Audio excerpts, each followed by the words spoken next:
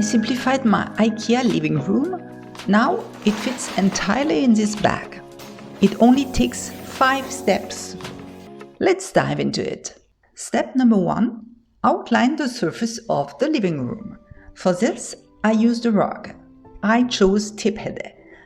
The cotton fabric does not produce static electricity, and you can put it in the wash. Step number 2. Add some seating. I used cushions. The filling can be firm or soft depending on personal preferences. I chose the GURLI cushion covers. They are gentle on the skin and come in lots of different colors to choose from. Step number 3.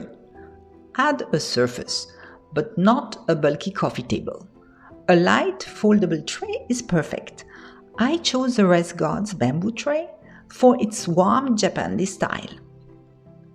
I can fold it and stow it away easily. Step number 4. With less furniture, the room can feel a bit bare and echoey. Adding some soft furnishing is a good solution. I chose HILJA curtains. They are light, airy, and dry very fast. Step number 5. Make the room more inviting by adding greenery. I chose the OLIVBLAD plant stand for its lightweight and minimalistic design, and simple and timeless SOJABÖNA plant pot. First major benefit. This setup folds away in seconds, and I can use the space for other purposes.